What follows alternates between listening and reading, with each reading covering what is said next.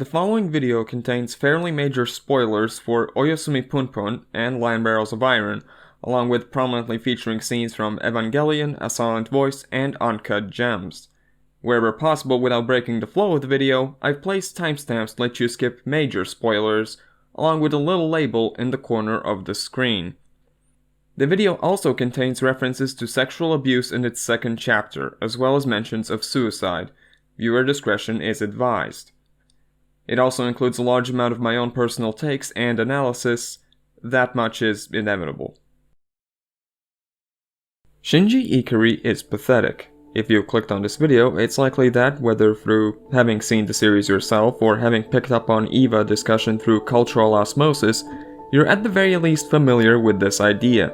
The debate has been had many times over on EVA's themes, the meaning behind almost every scene, and Shinji's character as representative of a gifted child, with far too much pressure placed on his shoulders at a point in a kid's life that's already hard enough to deal with on its own.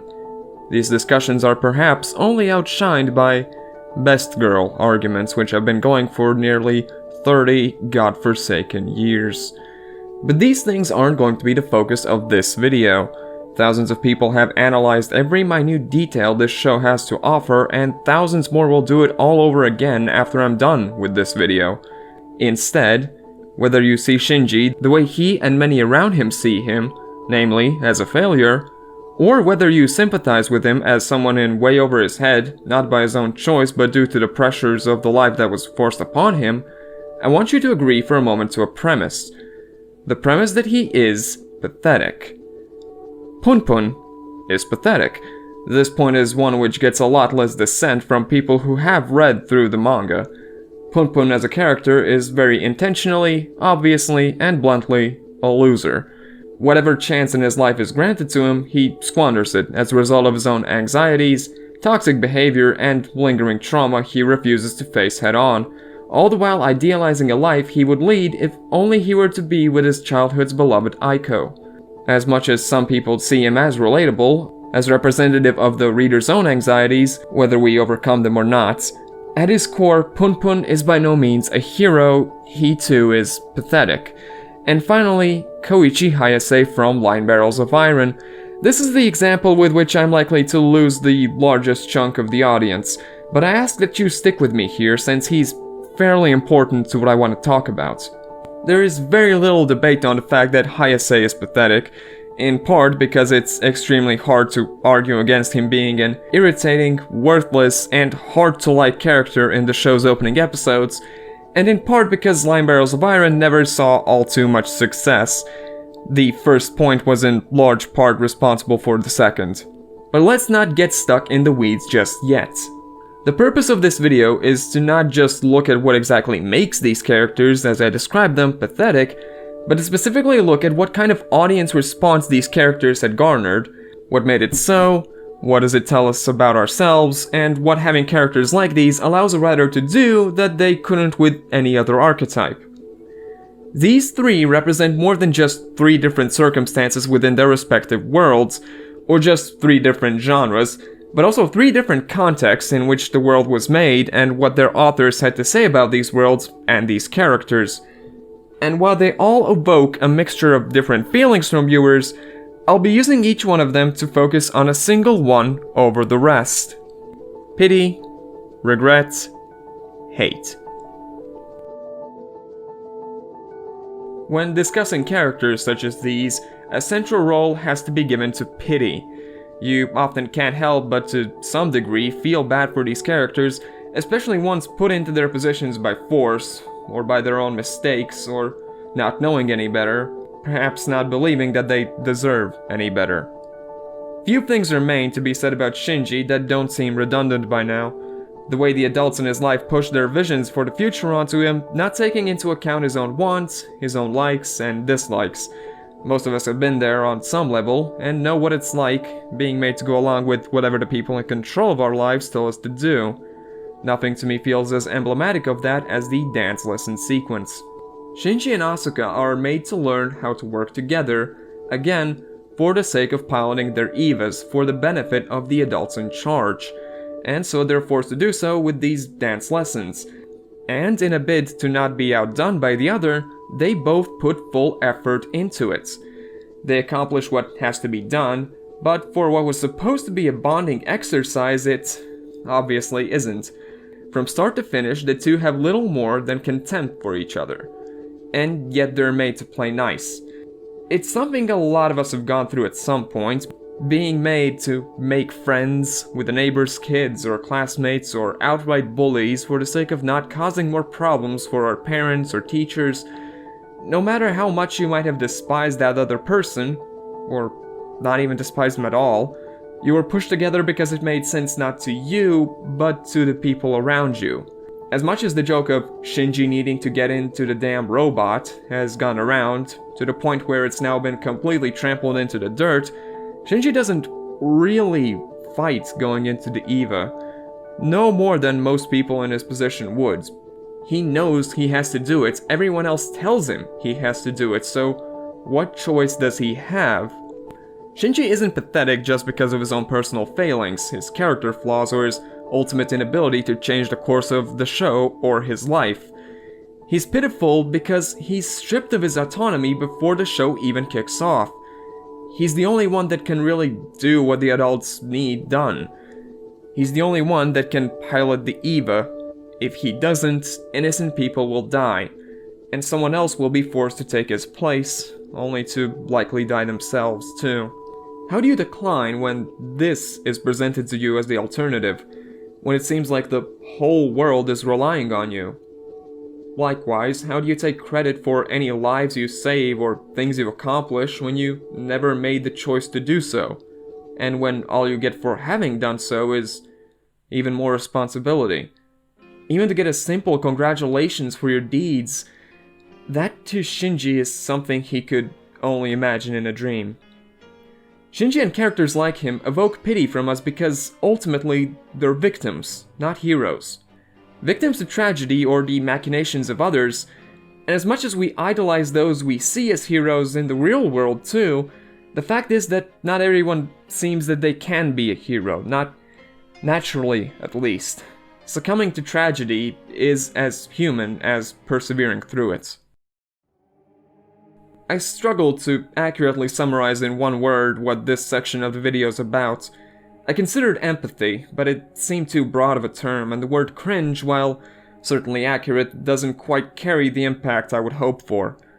And so I settled on the word regret. Out of the three protagonists I chose at the start of this video, Punpun initially stands out for a single reason. Well, then again, for a start, he never gets a mech, nor does he fight any aliens. And he's also rather distinctly bird-shaped. Out of the three protagonists I chose at the start of this video, Punpun initially stands out for a plethora of reasons, but there's one that matters a lot more here, and that is the fact that we watch Punpun grow up. In fact, while both Shinji and Hayase are known to us only as teenagers, as readers we become intimately familiar with Punpun from his early childhood all the way into his young adult life. Punpun is a tragic character too, but one who isn't quite coerced into his position by those around him, although it is largely due to the actions of his family, his classmates, people he was meant to trust, that he suffers from lingering trauma and self-esteem issues. Those are in the end his own personal demons. Whenever he screws up, whenever he doesn't say what he feels he needs to, or doesn't reach out to those he wants to reach out to, it is a result of that trauma, yes, but as a reader there's a part of you that just wants him to overcome it, to become a hero within his own story, but he never does. To do that, he'd have to really acknowledge the trauma in the first place, and that's not just something Punpun struggles with admitting, even just within the bounds of his own story. Although there are often times when he will lash out against the world and the people within it and blame them all and the cruelty of our society and the world for making his life as empty and miserable as he finds it to be, most of the time he doesn't even allow himself to do that much. In fact, whenever he, or actually any other character within the manga, comes to a prolonged introspective moment, when for just a moment they start to consider the bigger picture of the world as a whole, they dismiss themselves, saying they're in no place to think about things like that. Instead, he blames himself. That he himself is a failure because that's just what he's supposed to be, a failure. Brief moments of hope within him are so often snuffed out, he sees himself as unworthy of even that hope for happiness or love. In that self-hatred, he convinces himself at times that he'll be happy, that he'll be capable of satisfying himself so long as he satisfies some base urges. He doesn't really need love, he needs sexual gratification. That's just biology, he should follow it. An unhealthy attitude again brought on by his trauma, as his first sexual encounter had been at the hands of someone in their most vulnerable moment, taking advantage of him. This is where the video gets explicitly heavy, both in topic and spoilers for the manga. I promise we'll bring it back around once we get to Hayase.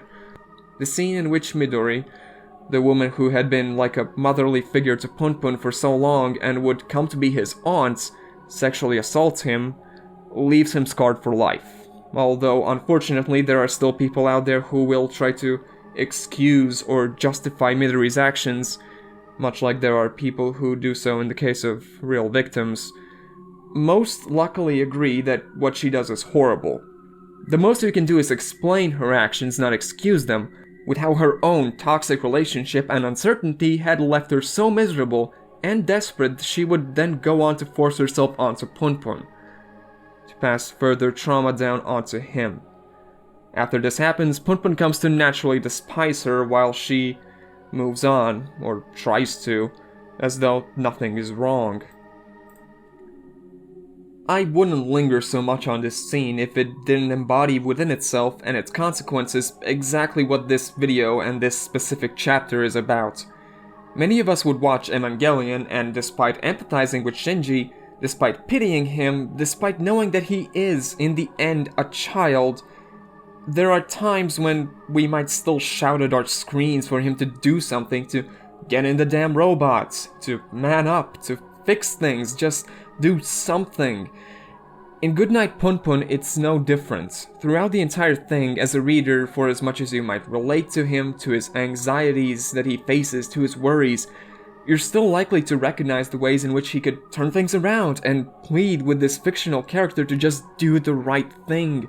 Straying away from the world of manga and anime, another prime example of this sort of reaction comes from Adam Sandler's masterful Uncut Gems, where every scene leading up to the movie's climax left me flabbergasted, unable to understand why Howard just doesn't fix things for once instead of making them worse. But sometimes you just can't.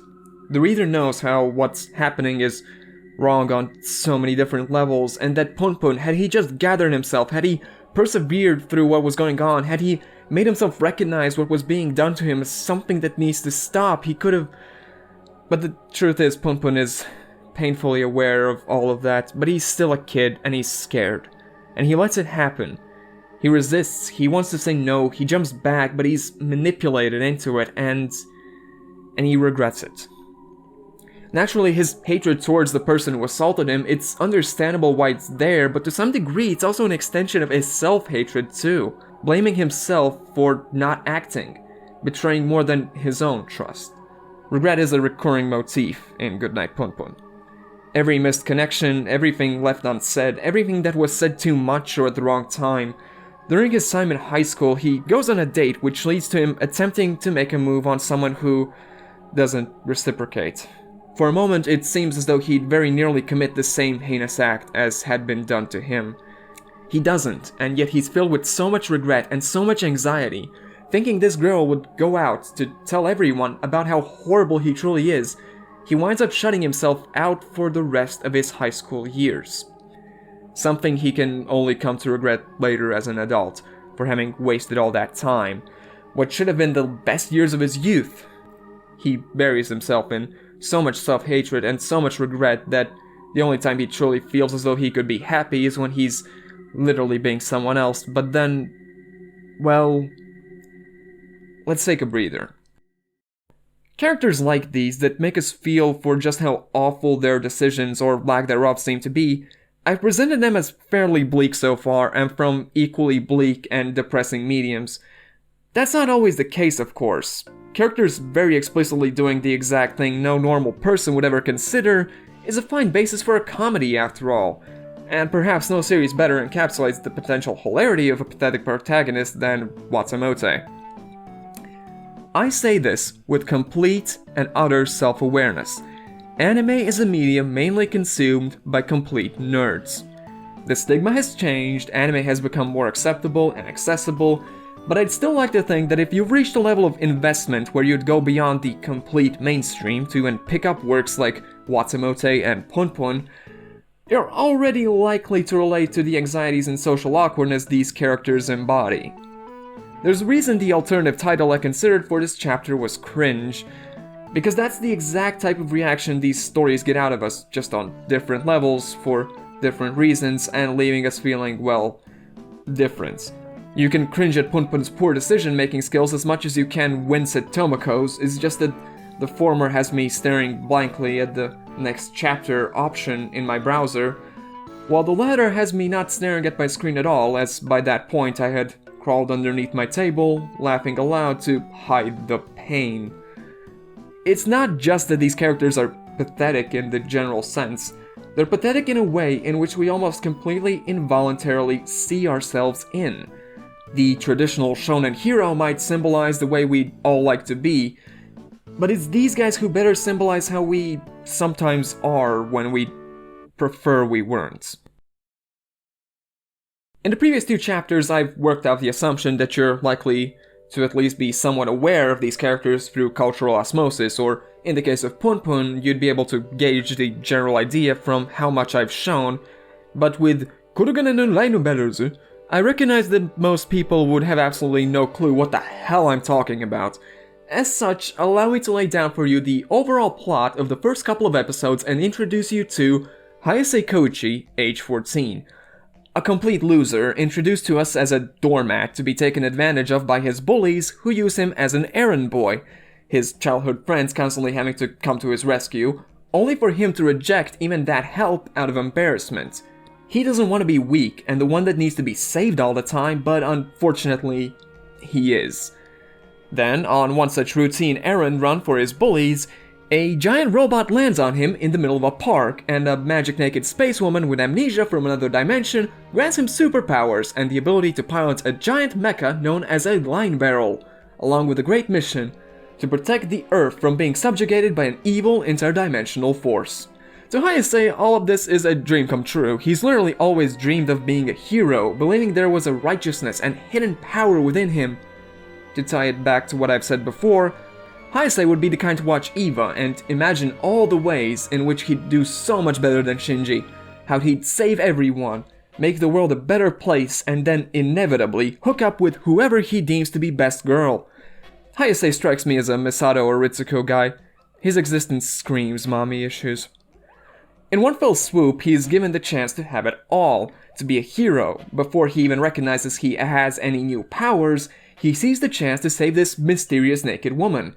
He's so overtaken by that excitement that when he wakes up in a crater after the robot falls on him, his clothes a bloody torn mess, his phone shattered, his curry bread under a rock, and the giant mech staring right at him, his first thought is not to get in contact with the police, or to go to the hospital, or even just get in touch with his friends, but to take this girl home so she can borrow his clothes.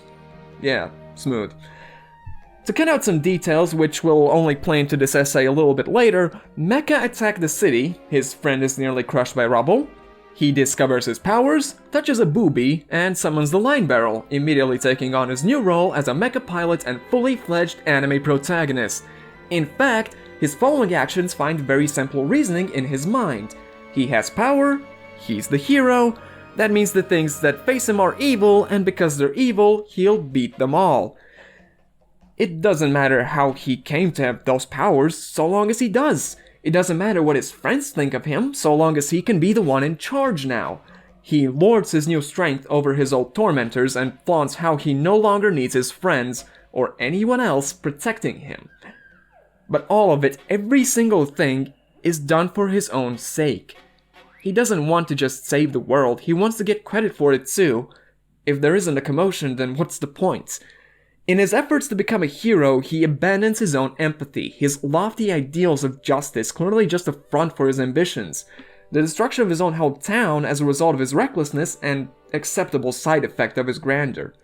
He's going to change except the moment he's faced with someone more capable, someone who has given the time and effort to hone his skills instead of just having his power fall into his lap, he falls flat on his face.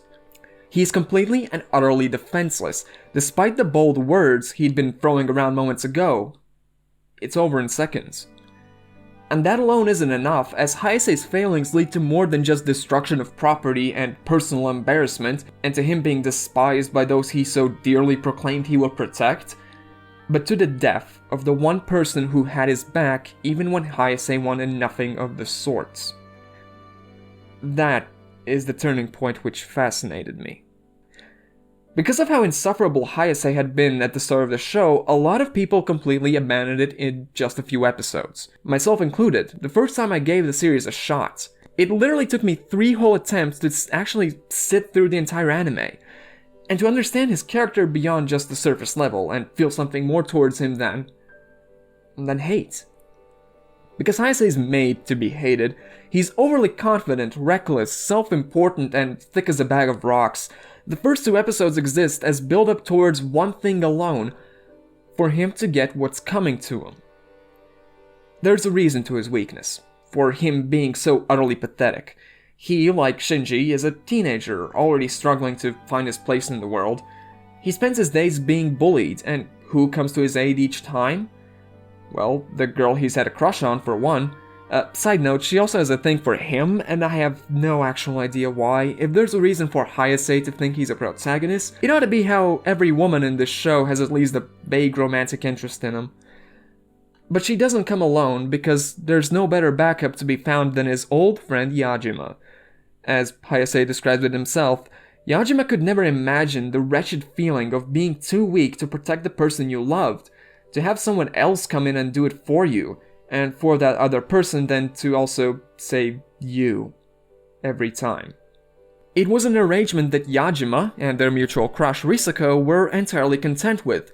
An arrangement they want back, in fact, as even at the start of the show, Hayase's grown so miserable, he's willing to endure all the bullying in the world just to avoid being saved by Yajima again and again. Envy festers inside him, a selfish desire for personal glory, which is why when this mysterious naked woman shows up next to him, he makes it a personal mission to rescue her, to provide her with shelter and clean clothes, and to help her recover her memories.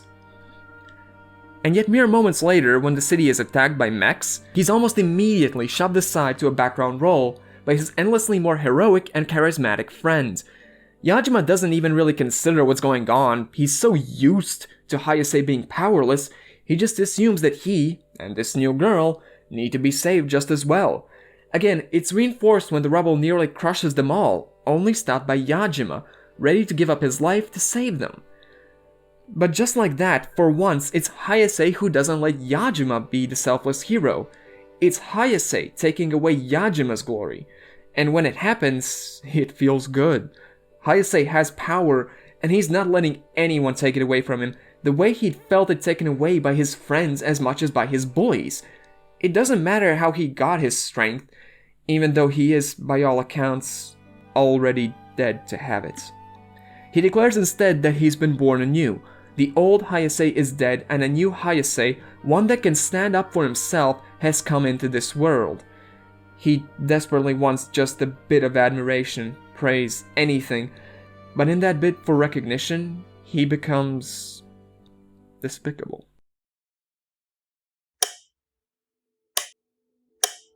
Pity, regret, hate, loathing, ridicule, annoyance, pettiness, schadenfreude, humiliation. These aren't just ways we feel about these characters. In large part, it's the way they feel about themselves. The way we might feel about ourselves too in our lowest points, times when nothing goes our way. Whether it's because of trauma or circumstance or our own undoing, sometimes things go wrong.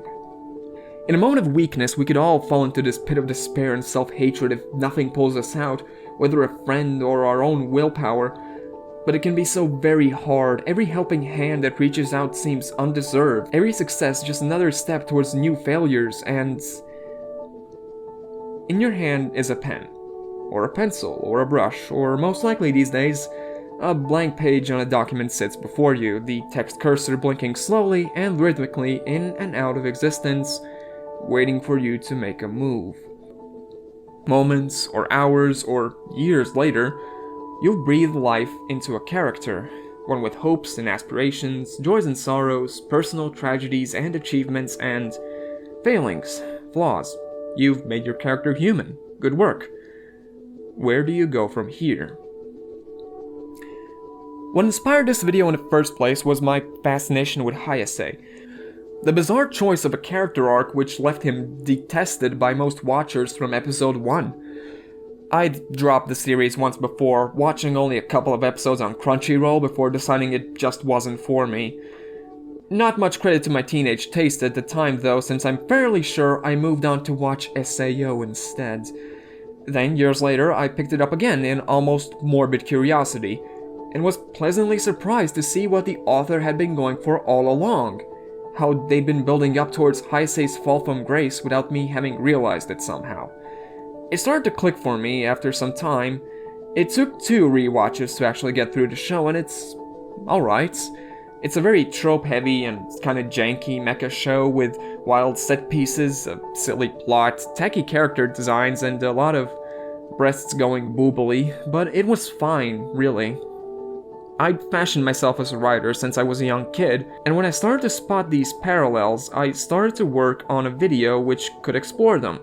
How this sort of pathetic protagonist archetype could be used by different authors to different ends.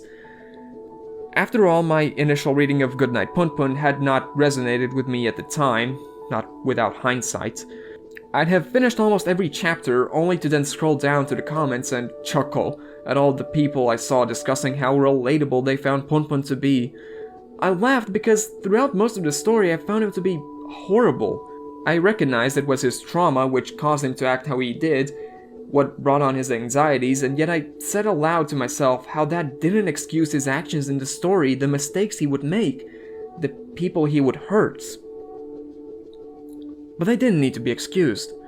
Our failures don't need excuses, they don't need explanations or rationalization, they need acknowledgement.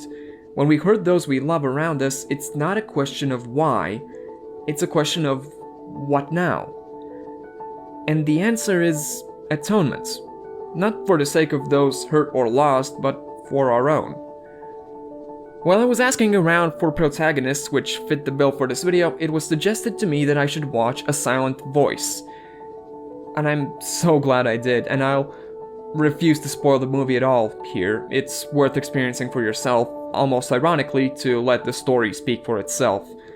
Back when I finished Goodnight Punpun, I thought to myself that wasn't enough, and he didn't learn, and most callously, he deserved worse. That he deserved harsher consequences for his actions, that it isn't right for him to be given another chance the way he was, over and over again. Isn't it? At what point can you claim someone to be a lost cause, that they can't come back? The end of Punpun's story is never told to us directly, and we're left to fill in the blanks ourselves. And if you took that pen and put it in my hand, I don't know what I would write, but I'd like to think he'd keep trying. Somehow, somewhere, in ways neither I nor Punpun knew yet, we'd figure it out on the way.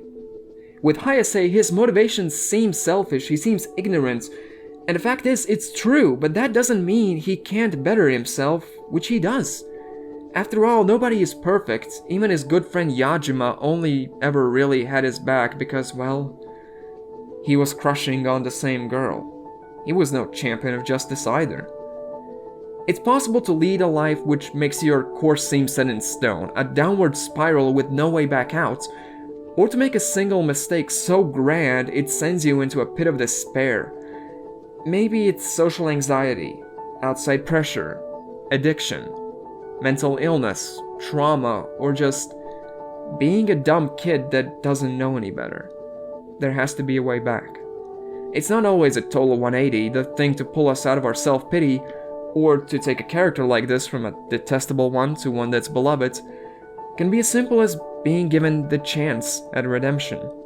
To better ourselves somehow, to try and undo what's been done, or to start by fixing ourselves, or in the most extreme case, to double and triple down in a way which can't help but earn respect.